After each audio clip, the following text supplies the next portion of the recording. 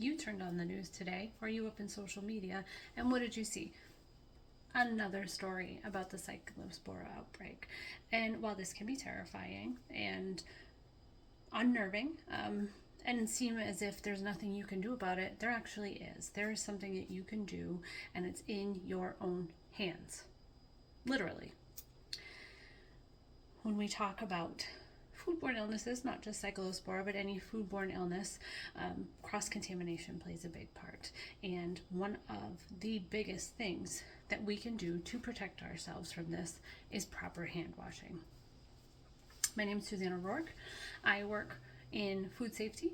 Part of my job is to train associates who are working in public food operations, but this goes for anybody. This does not, proper hand washing is something that everyone needs to know. And while it may seem simple, there are many mistakes that are made.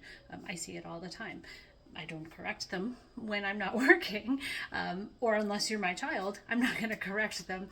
But it's always a good reminder, right? So we're going to go ahead and jump right into it. So what you want to do is you want to have warm water. And one of the common misconceptions about having warm water when you wash your hands is that it helps kill the bacteria. It does not. Having warm water simply makes people more apt to wash their hands. If you're cold and it's winter and there's only cold water, you're not going to want to stick your hands under that cold water. The hot water or warm water, whatever your comfort level is going to make you more apt to wash your hands, make people more apt to wash their hands. There is no temperature that you're going to get out of a faucet that's going to be hot enough to kill the germs on your hands. Again, why hand washing is very important. So I'm going to use my soap here. Don't need a lot of soap. A lot of people think that if you don't see the bubbles, it's not working. That's not true. Soap can do its job without bubbling completely.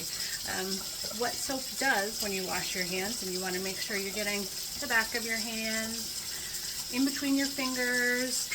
If I were in a establishment that produced food, I would not be able to have this watch on. So I would probably wash down my wrists a little bit. I'd also not be able to have these rings on. Not a problem in this setting. So what the soap is going to do is it's going to get under the built up oil. It's going to aggravate with, the purpose of lathering your hands, rubbing your hands together, getting between your fingers, getting on the back, behind your hand. That is to ensure that the soap is able to agitate all the stuck on bacteria and oils on your hand. You're going to do this for 20 seconds. You can sing happy birthday twice in your head. You can, my water's a little hot here, I'm going to turn it down.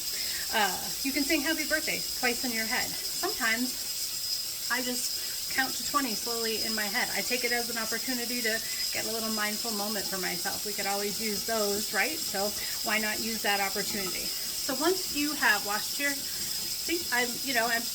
can't really see the bubbles, but I know that they're doing their job.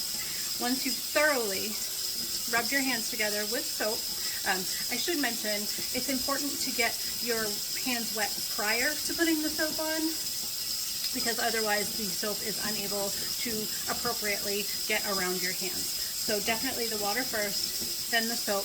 I'm just going to go ahead and rinse. I'm going to make sure that all the bubbles get off. All the soap is off, right? There might not be bubbles. I'm going to make sure all the soap is off.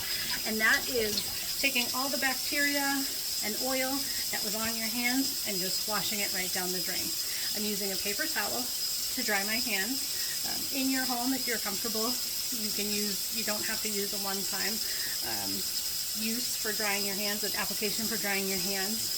But what I do at home, as well as whatever I dry my hands with, I'm then going to shut the faucet off with. I am not going to touch the faucet handles because I've already contaminated them with my dirty hands, right? So I'm going to turn off the faucet with my paper towel, whatever it may be, throw it away.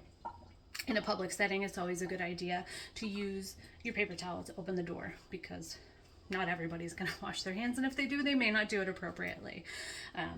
The National Institute of Health, or NIH, says that if healthy adults wash their hands consistently, they are 23% to 48% less likely to contract a foodborne illness.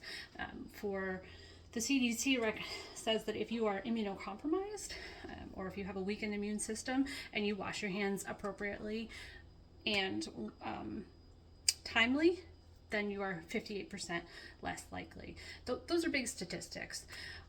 This is not to say you're going to be fully protected. You know, if with the Cyclospora, it doesn't come from germs, it comes from a parasite, but that travels through food and water, and that can contaminate our food and water supplies. So with the Cyclospora, you're going to want to cook any of that food, but this is more about the hand washing.